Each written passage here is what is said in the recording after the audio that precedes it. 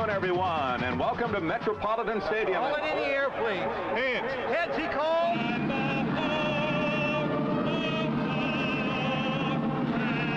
40 men together can't lose. Okay.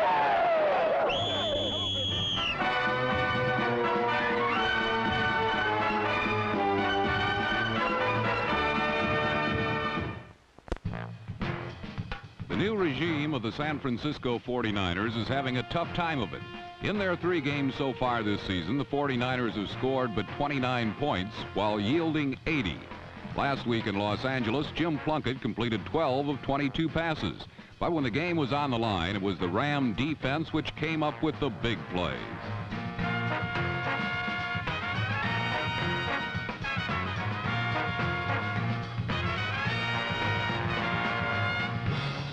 Midway through the 4th quarter, San Francisco was trailing by only 6 points at 20-14. But then 2 key interceptions put the game away for Los Angeles.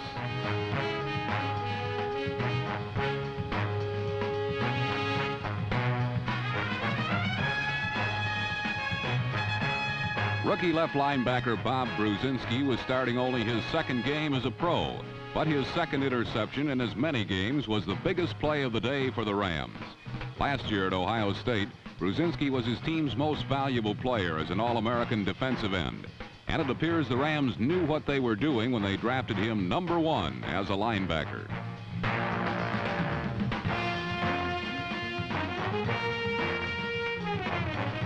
Joe Namath capitalized on the 4th period turnovers and padded the final score to 34-14. But coach Chuck Knox was not entirely satisfied. Said Knox, "This is still not the kind of football team I wanted to become."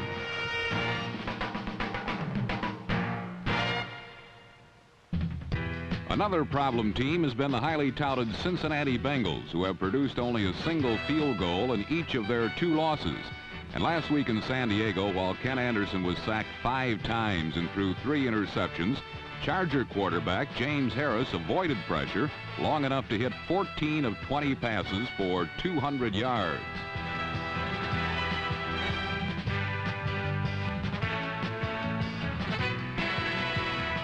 Naturally enough, Harris' favorite target is his former Grambling teammate Charlie Joyner. Joyner, of course, is also a former Bengal, so he probably more than anyone else enjoyed San Diego's surprising 24-3 upset victory.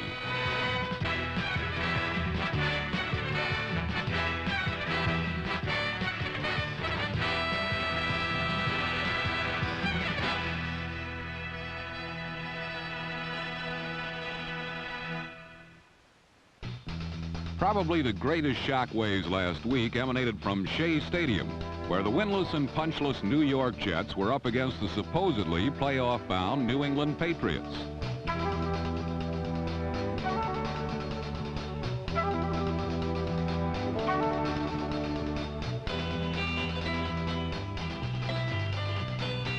Top draft choice Raymond Claiborne helped the Patriots build a 20-14 lead after 3 quarters.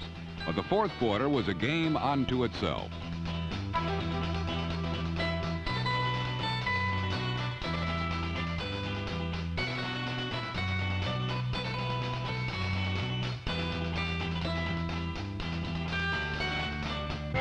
Second-year linebacker Greg Buttle's interception and a 44-yard touchdown return put the Jets ahead 21-20.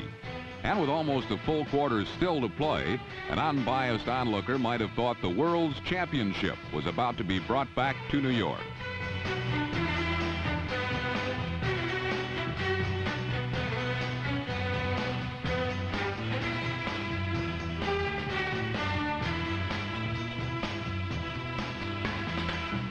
On the next series, a Patriot fumble gave quarterback Richard Todd an opportunity to go for more.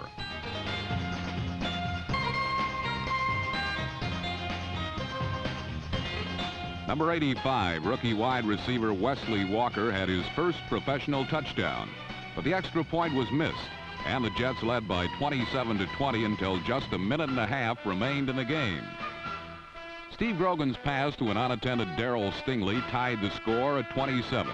But then the Patriots' 5th turnover of the day gave place kicker Pat Leahy a 32-yard shot with just 23 seconds left. Said Leahy after missing an earlier extra point and field goal, "I needed that one. I just wanted another chance. Oh, I wanted it so bad." Said New England coach Chuck Fairbanks after his second straight upset loss by the same 30-27 score, "We played like a bad team. Maybe we are a bad team."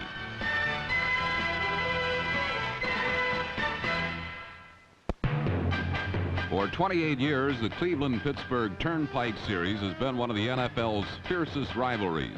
And last week's game, before a standing room only crowd of nearly 81,000, was no exception.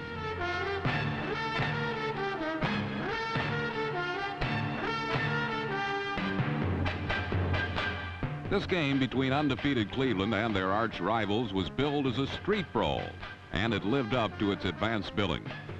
Surprisingly, the Browns managed to match the steel curtain on defense in the early going.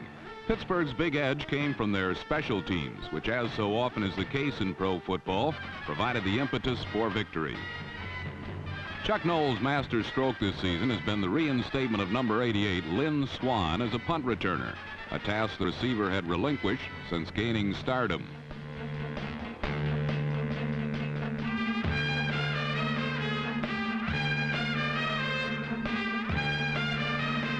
Swann's long return set up the Steelers' first touchdown, a perfectly lofted pass by Terry Bradshaw to none other than Swann himself. It was the first of 2 touchdowns and 7 receptions for him, the most of his career.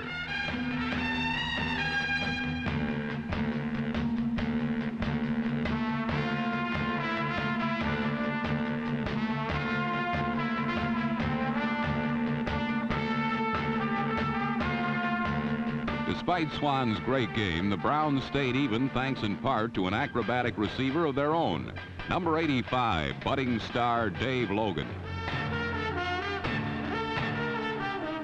But the play that broke the Browns came when rookie corner Oliver Davis, number 21, tried to intercept Bradshaw's bomb instead of batted away from Frank Lewis, who accepted the bit of serendipity for a 65-yard touchdown.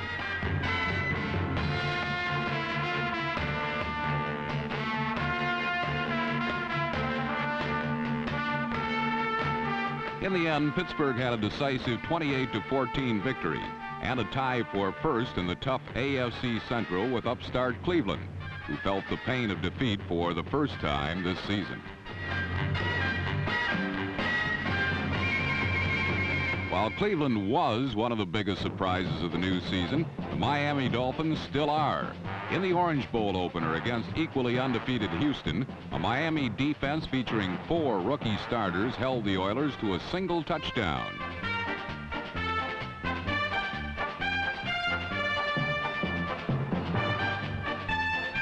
On offense, Miami was once again paced by a virtuoso performance by a pass receiver. 2 weeks ago, it was Nat Moore.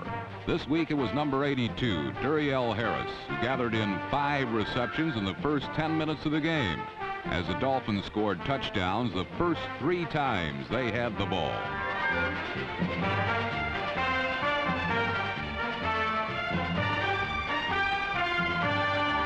Miami's 21 first-quarter points were the margin of victory as the undefeated Dolphins dealt out a first defeat to the Oilers.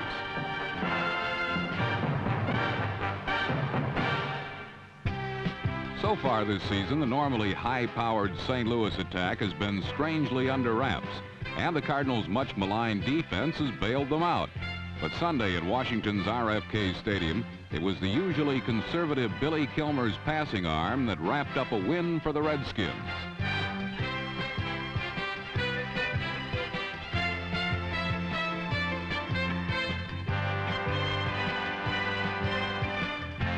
Billy the Kid found the Cardinals' non-existent pass rush and porous secondary to his liking as he paced his team to a 14-point lead over their usually competitive division rivals. It wasn't until the 4th quarter that the Cards' vaunted passing attack unfurled enough to put points on the scoreboard.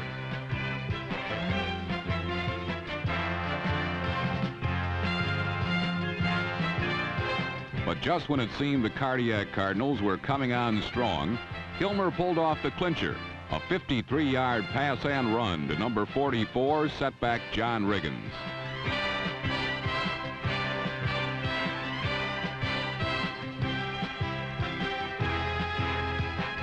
In this rivalry, which is usually a key to the winner or wild card in the NFC East, Washington prevailed over St. Louis 24-14. Losing is to Tampa Bay what winning is to the Dallas Cowboys, a habit. And when these two teams met last Sunday, this contrast in tradition soon turned into an anything-goes affair. The Bucs registered their first touchdown of the season at the expense of number 33, Heisman hero Tony Dorsett.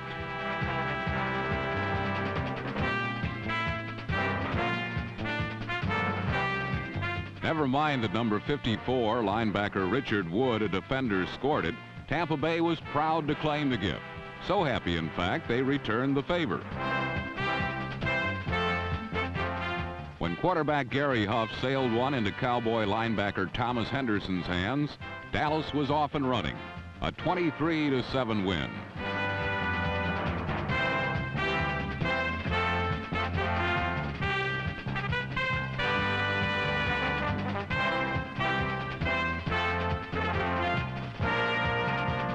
While Tampa Bay seems assured of a berth in the cellar of the NFC Central, the Minnesota Vikings appear high in the tower of this division. Their defense is playing sterling football. So sterling, in fact, last week the Green Bay Packers had to perform incredible feats just to score 7 points.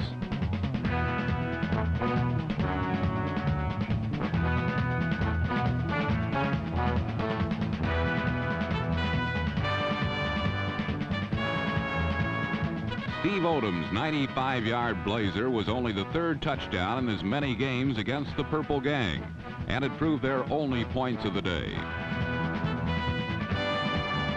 Each year, many say the Vikings are too old, but each year their enthusiasm increases, and somehow they get better. So far, Minnesota's only problem has been a slow starting offense. Fran Tarkenton's unit has been criticized for its simplicity and lack of creativity, and it is said this missing imagination makes it vulnerable to heavy attack.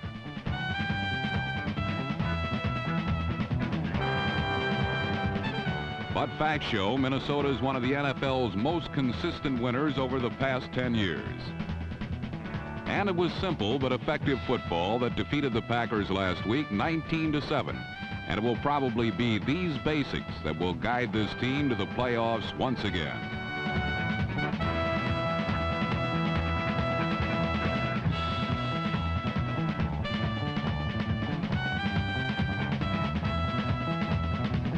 The turtle pace consistency of the Vikings is always under fire from challengers.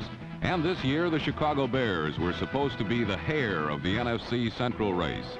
Head coach Jack Pardee was hoping the many skills of Walter Payton, number 34, would be enough to hop them out in front of the Vikings early in the season.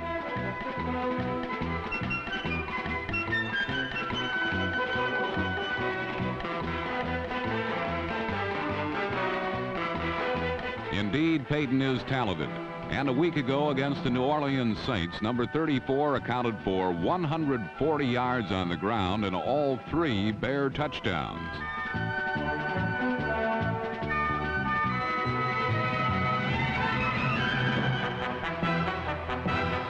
Unfortunately for Chicago, however, Payton is a one-man show, a talent around which others appear ordinary, especially those who handle or mishandle the passing game. A miscued aerial allowed Saint linebacker Jim Merlo hero status and a 57-yard interception for a touchdown, one of 2 defensive scores resulting from Chicago's passing game.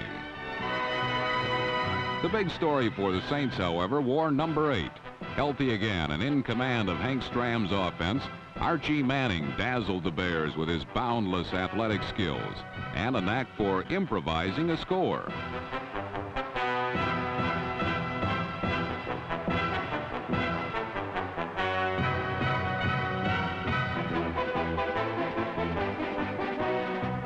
Manning's toss to number 42, Chuck Muncie, burned a Bear blitz.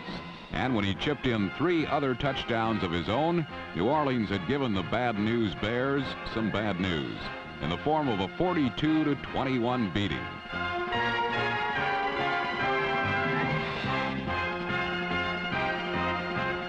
For New Orleans, this first victory of the season was a welcomed event, a celebration that confirmed a future for a team long without. For the Bears, an important loss, giving the Vikings an early season advantage, an edge Chicago may regret when the finish line nears in December.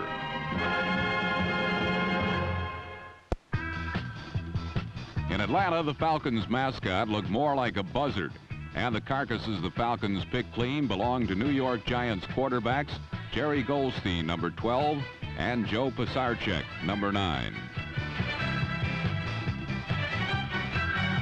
The backpedalers from the Big Apple were sacked 9 times for 81 yards and losses, which was 9 yards more than their net passing total. Offensive life sparked only once for the Giants when, from the 1, Pisarcik uncorked a 78-yard champagne flight to wide receiver Jimmy Robinson. The big gain resulted in merely a field goal.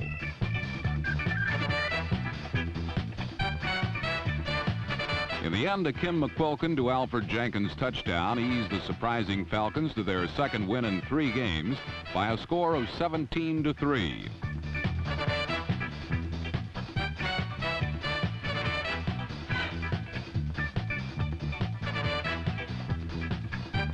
Meanwhile, in Baltimore, the Colts were hoping to ride roughshod over the Bills. They began by corralling O.J. Simpson and holding him to a less than juicy 52 yards rushing.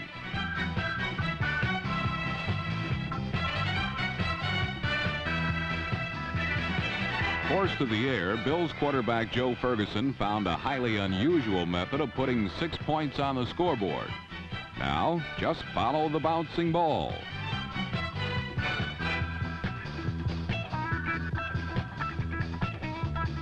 Number 47, Curtis Brown, finally came up with a much-traveled pass, and the Bills had 14 points.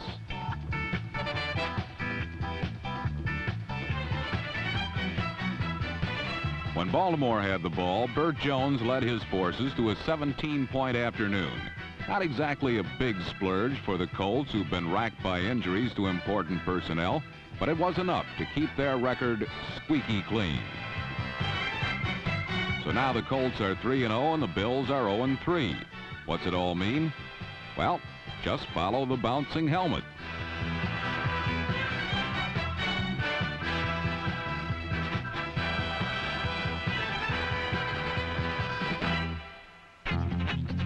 In Detroit's Silverdome, the Eagles and Lions traded touchdowns. This one a 14-yarder by Dexter Bussey.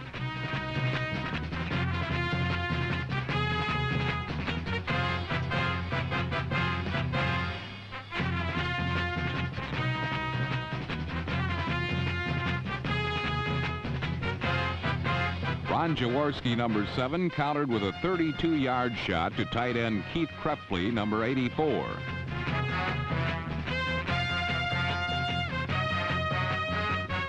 The Lions led 17-13 with 2:04 remaining, but the Eagles were only 13 yards from the winning score when Tom Sullivan fumbled. Lem Barney recovered and raced the Lions out of harm's way and into a first-place tie with the Minnesota Vikings in the NFC Central.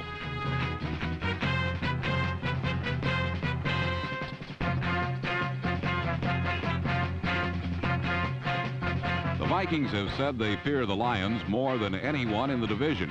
Perhaps when they play each other this week, we'll find out why.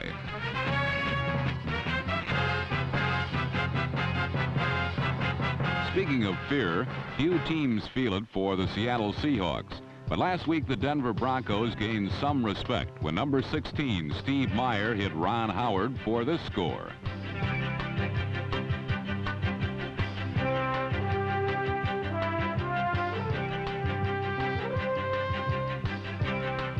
Then the Seahawks pulled off a beautiful halfback option that sent number 80, Steve Largent, flat out in the end zone.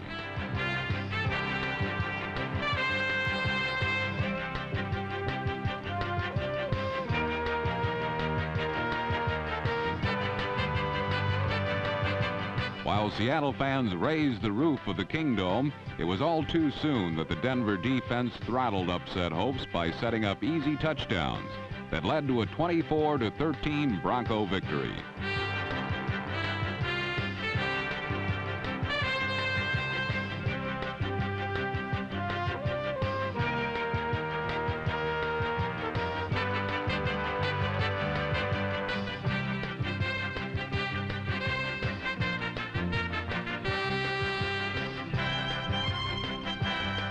So while Steve Meyer isn't too anxious to see Jim Zorn return to the starting quarterback spot, he's probably even less anxious to see All-Pro candidate Lyle Alzado and the Orange crush again anytime soon.